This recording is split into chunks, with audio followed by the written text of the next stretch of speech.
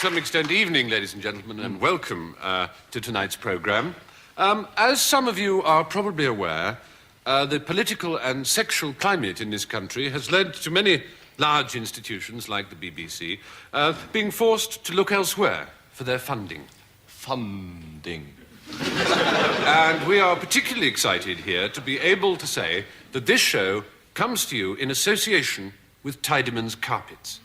Tidyman's Carpets resist stains and repel spills. We regard it as a major step forward in the history of business sponsorship of the arts. Only Tidyman's can do this. But we don't want you to run away thinking that in any way our editorial independence has been compromised here at A Bit of Fry and Tidyman's Carpets. Bet you can't eat 3. So, without any further ado, here is the first item in tonight's programme, and it's called, quite simply, The Spillage That Wasn't.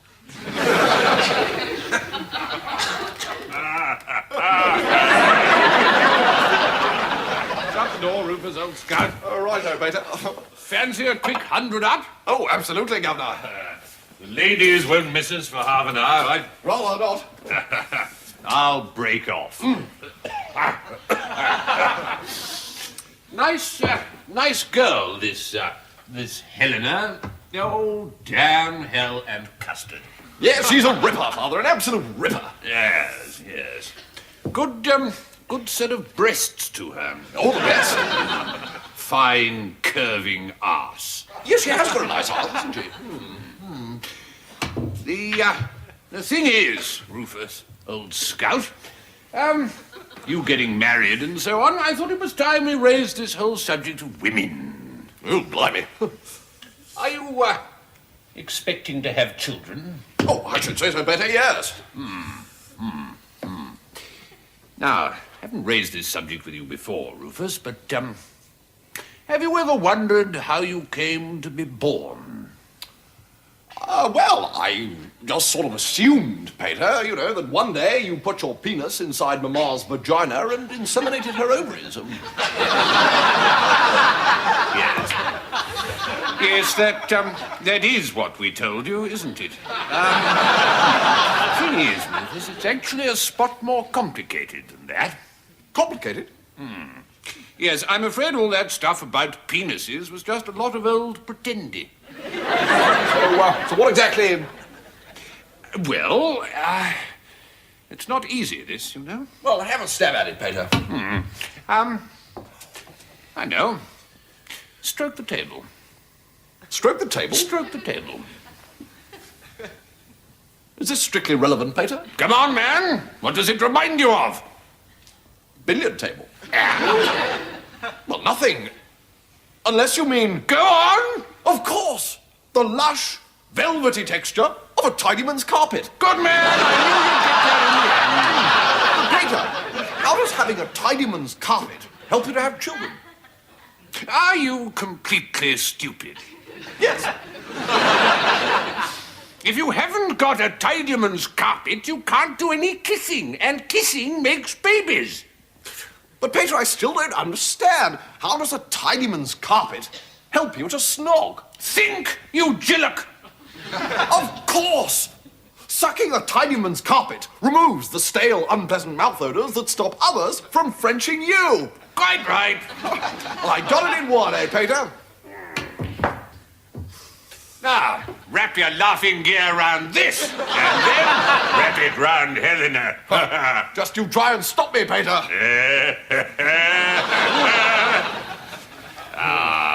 That's my boy. Well, I was born Mary Patterson, but then I married, and naturally I took my husband's name, so now I'm Neil Patterson. I said, well, if God loves me, he's got a funny way of showing it, hasn't he? That shut him up, pope or no pope. Now, it may not be a very popular or fashionable view, but I do believe that everyone should be forced to wear flared trousers. Hello, Control. I was just wondering... Oh.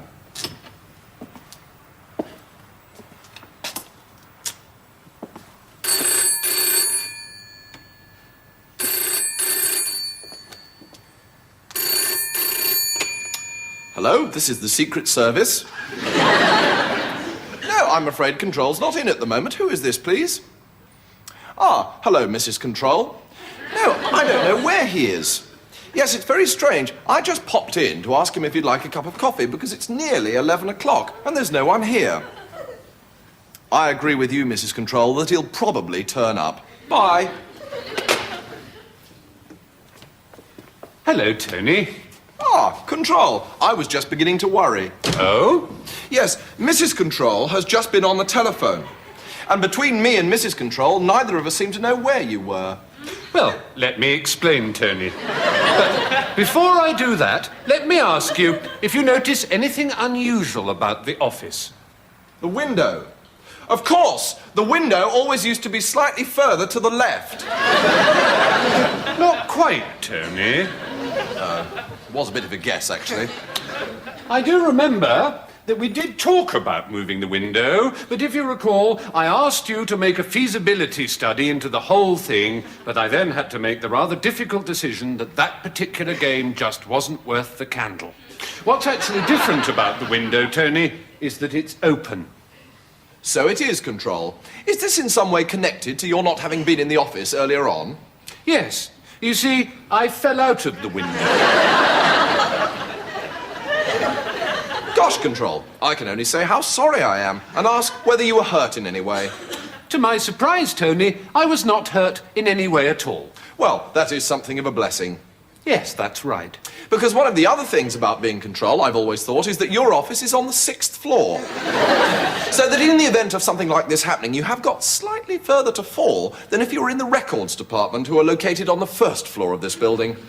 Very similar thoughts were going through my mind, Tony, as I travelled towards the pavement with gathering speed. But Control, how did this whole sorry business come about? Well, Tony, I've got a confession to make. You see, one of the things I like to do before you very kindly bring me my morning coffee is to feed the pigeons who perch on the windowsill. Control, I can't say I'm altogether surprised. There had been some rumours in the canteen to that effect. Well, I'm glad to be able to silence those wagging tongues once and for all. I do feed the pigeons. And it was while doing so this morning that I fell out of the window. Control, I think I can picture the scene. Here you were at the window, so engrossed in what you were doing that you neglected not to fall out of it. Am I pretty near the mark? Spot on, Tony. Well, I'll tell you another thing, Control, that's resulted from this adventure. It's past 11 o'clock and you've not had your coffee. It never rains, but it pours, eh, Tony? Yes, Control, but quite often it rains and pours at the same time. Tell you what, Tony. On your way to the coffee-making area, perhaps you could ask Valerie kindly to pop outside and apologise to an old lady who was selling flowers outside the main entrance. I'll certainly do that, Control. Did she happen to be the unlucky one who broke your fall? No, she was fortunate in that respect, Tony, but she might be a little bit upset that my fall was broken by her small grandson. Well, fair enough, Control. I expect that in that case, she'd welcome a cup of coffee too. Good thinking, Tony. Oh, now come on, Simon. You've caused enough trouble today. You're not getting a single seed. Oh, all right then. There you are. Boo. You see, you've got an aura around you. We all have auras round us, and I can tell from your aura that you're wearing shoes. Am I right? Now, it's our firm belief here on A Bit of Fry and Laurie, married to a passionate girl from Stockton-on-Tees, that there is a right way and a wrong way to do everything. So now I and my partner in crime, you, Laurie, I call him my partner in crime, but we don't actually commit crimes together of any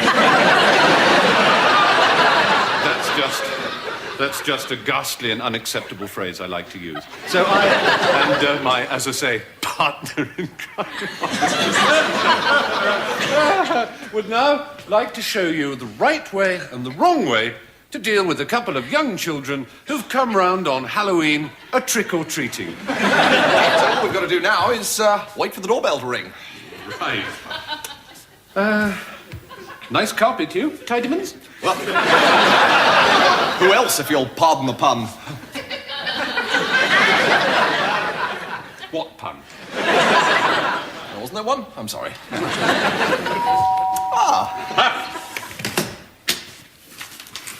Trick or treat, mister. Trick or treat. Tell me, Stephen, did we prepare a bag of jelly beans out back? We most certainly did. I'll go fetch them. So, young shaver snapper, do you like football, do you? Yeah. Yeah? Did you fancy Arsenal this year? No way. I quite fancy my sister, though. Here we are, then.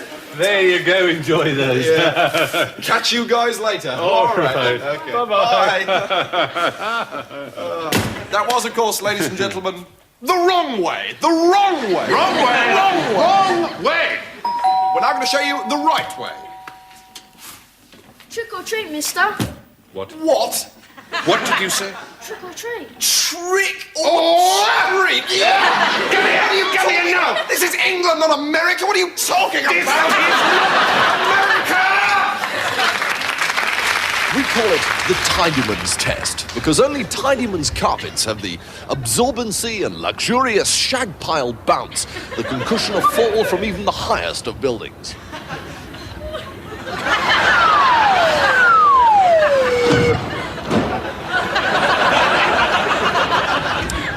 So, if those two children had landed 15 feet further to the right, their lives would have been saved. Isn't it time you started thinking about a Tidymans in your life? The deep shag that really satisfies.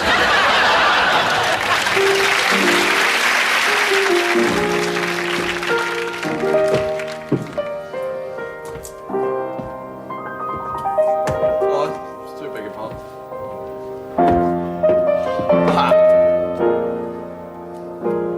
Play it again, Sam.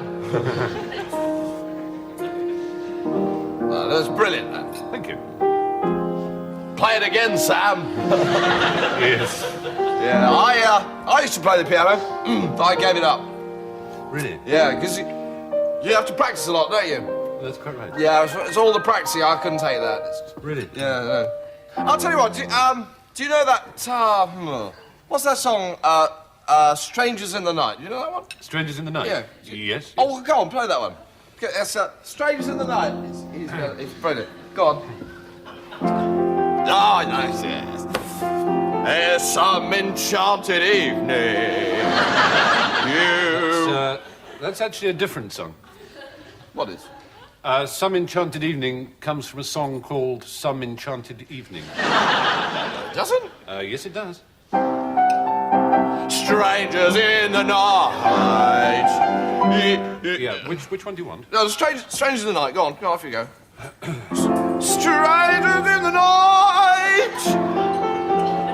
What are the words to it? Exchanging glasses. Got it. All right, off you go. Go on. Stay in the night, exchanging glasses. That's too high. Do it down there. Do it down there. Strange. That's it. Yeah. Go on. Strangers in the night. Exchanging. Oh, I'll tell you what. What's the other one? It goes la dee dee da, my pretty one. I don't think I know that one. Oh, you must know that one. Everyone knows that one. I'll sing it for you. You follow along with me. All right. La dee dee da. Go on. La. Yes, that's it. La dee dee da. My pretty one. Oh, it's brilliant, that one. Who wrote that one? You did, I think. No. I'll tell you what. Look, you shift up, and I'll play. Because I'll do it. Oh, actually, no. I'll tell you what. I'll play you this one because this is absolutely my favourite one. Do you know this one? You go. All right.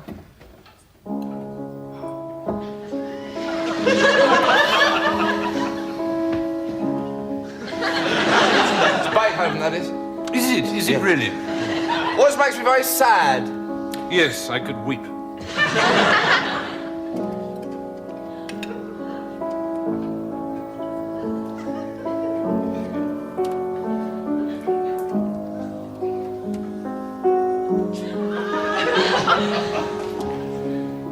Berlin in 1924 was a shattered and divided city. No city for lovers. If Clarissa and I had known how brief our moments together were to be, perhaps we would have spent the time in the pension in Friedrichstrasse with more care. But lovers are traditionally careless of time. And what Tell you what. Do you know this one?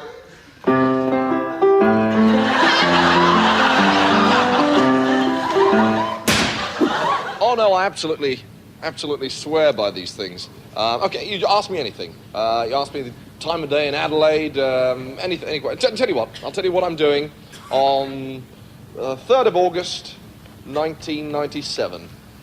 There, you see? Nothing.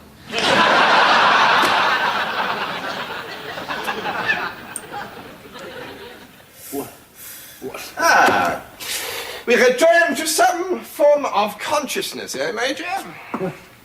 Well, you must forgive the rough methods of my colleagues. They are barbarians. Barbarians. They have no finesse, it grieves me to say. Where the hell am I? You're fond of Matisse, Major? Such bold strokes of the brush, such masterly control. What were you doing so far in front of your own lines? What was the purpose of your operation? Donaldson, Eric, Major, serial number 6400. Oh, come, Major. You can do so much better than that, you know. Really, so much better. That's all you're getting out of me. Such a pity that our two nations are at war. We have so much in common, you know. Tell me, please, when is planned the invasion of France? Do you think I know that? And do you think if I did know that I would tell you? Oh, my God. What is the matter, please? You, I can't believe it. You're not believing what, please? You're so beautiful. What are you saying? That it should happen here and now, of all times and all places. This is it. I just can't believe it. You're the most fantastic and attractive creature I've ever laid eyes upon. No, don't play games with me, Major. Games? Kate, this is no game. This is the realest thing that's ever happened to me. Where have you been all my life, you gorgeous darling? Sit down, Major. Oh, your eyes, they light up when you're angry. Did you know that? Now, look. There's so much time to make up for. I don't know anything about you. I don't know your name. Hauptsturmführer Friedrich von Stolz. Friedrich. Yes, I like that, Friedrich. Major, have you taken leave of your senses? Yes, I have. For the first time in my life, I've taken leave of my senses, and I love it. Oh, did anyone ever tell you have the sweetest, silliest little nose and the biggest, bluest eyes? Now, I am going to give you one last warning, Major Donaldson. Get that ass! Friedrich, that has got to be the cutest little bum ever. No, listen, enough. Major, enough. Maybe you are playing on me with some of your English senses of humor. But you know... Oh, that accent. It's so dreamy you could bathe in it. Kiss me, Friedrichkins, kiss me now. When is planned the invasion? Oh, who cares about a stupid little invasion? I do. Oh, all right then. 6th of June, Normandy. But that doesn't matter. What matters is that we found each other. 6th of June, Normandy. Yes. Now, honey, don't you think that deserves a kiss? Well, maybe just a little one. Well, the Christ, I've left the iron on. Cheers, Keith. Thanks for your time. Damn it! What? It's pretty much as we feared, John. Yeah? Only a whole heap worse. Suppose you start from the beginning. Not much to say. Seems that 20 minutes ago, our time, Derwent Enterprises went into liquidation. What? Keith called a couple of hours ago from Helsinki. But that was Keith just now, surely. Yeah, just now our time. But he called a couple of hours ago his time. And he called to say that Derwent had gone under. That's right. Damn! Damn it to damnation. Damn, double damn, and an extra slice of double damn. Who else knows this? Well, it's going to be all around town before you can say hell, triple blast, and damn it to Hades twice. Hell, triple blast, and damn it to Hades. Yep. Derek knows. Damn it! Christ, if they pull on their options, it doesn't bear thinking about. This whole health club could go belly up. I want to know who's behind them. I want to know who's pulling the strings. I want to know what in hell's name is going on. Damn it, John, I do believe you're scared. You're damn right I'm scared. I sense Marjorie's hand in this. Marjorie? I never told you this, Peter, but after Marjorie left me, I settled a block of shares on her and the boy. Shares in the health club? Were you out of your goddamn mind? In the club? No. No, I knew I couldn't trust her there, but I gave her shares in D-Tech. And you think? Think? I don't think anything. There isn't time to think. There's only time to act. But is Marjorie really capable of pulling a scrimshaw trick like this? Hell, Marjorie would float her own grandmother as a holding corporation and strip her bare of preference stock if she thought it would hurt me. 3 pints of damn and a chaser of hell blast. What about the boy, John? The boy's Dennis, Peter. No, what about the boy? John. You leave the boy out of this. He's just a boy. You know, it's something I've always wondered, John. Yeah? How the boy ended up living with Marjorie after the divorce. The court ruled that I was violent and unstable, an unfit father. Well, that's a damn joke, John.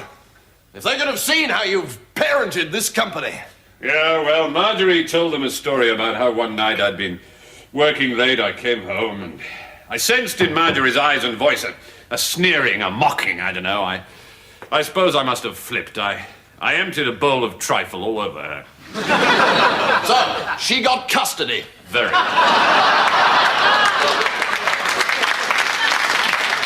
Must have hurt, John. Must have hurt not being able to watch Dennis grow up.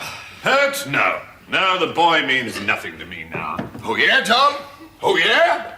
So how come every year on his birthday you take him down to London to see Phantom of the Opera?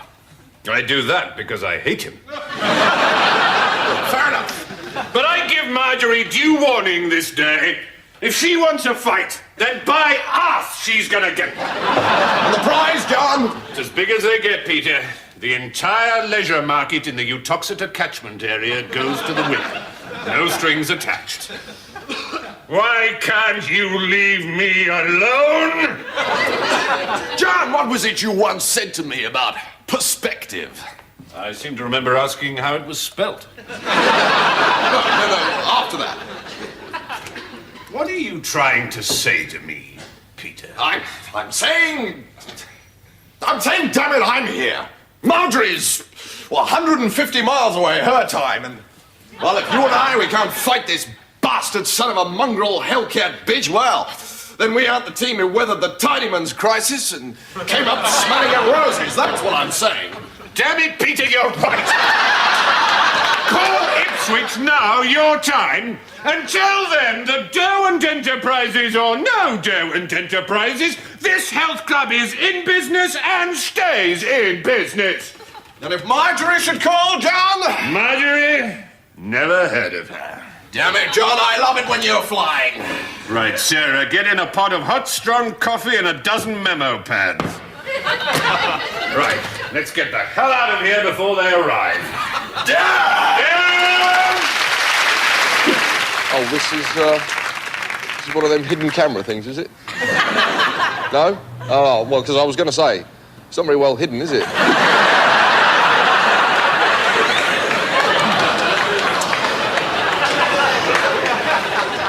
Now, ladies and gentlemen, we're very excited. We're very excited, aren't we, Hugh? Yes. We're certainly tremendously excited. Shall I tell them or will you? I think you'd better tell them, because I don't know what you're going to say. Well, ladies and gentlemen, our final item this evening, our end sketch, has been stolen. Stolen? By Omar Sharif. Again? again! Yes. Well, I say stolen. I lost it to him in a game of backgammon, and even as we speak, he's using it as his end sketch in Monaco TV's Omar Sharif Comedy Hour.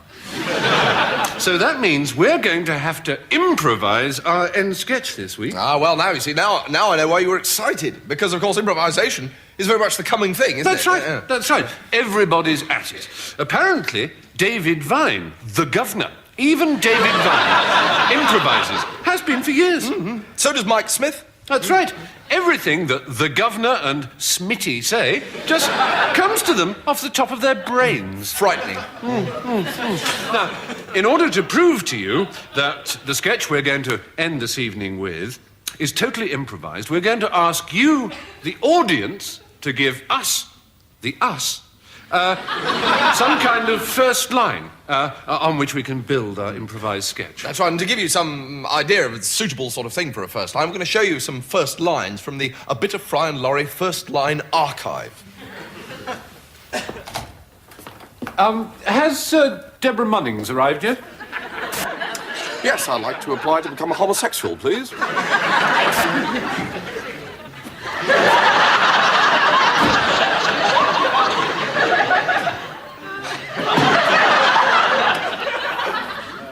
I didn't know you had spots. I haven't. Just great-looking hair.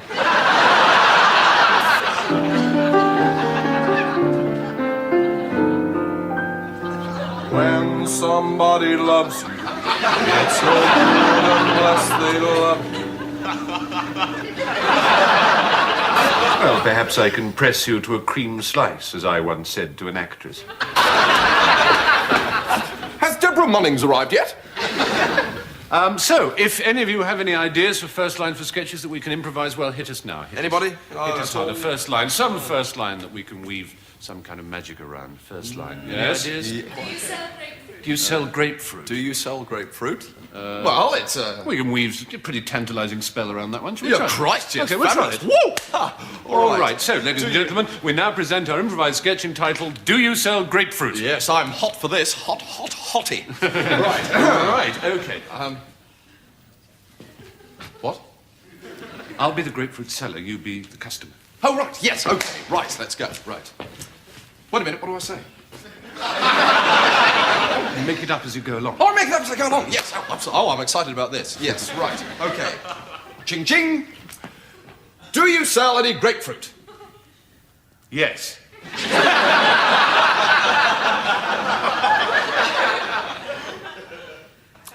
Right, I'll have 3, please. They're 14 pence each. Here's 50p. Thank you. Here's 8p change. And your grapefruits. Thank you. Oh, we just made that one up. That's amazing. Oh, no. Every word of that. Unbelievable. Oh. We're very excited now. Well, Seeing as being as how we're on a roll, does anybody have any other first lines? Suggestions at all? You're wearing my hat. Yeah. Good one. Well, yes, that could be Any something others? That, yeah. Bugger off! Bugger off. Bugger off. It's not really a line, is it? No, it's more of a sort of idea, really.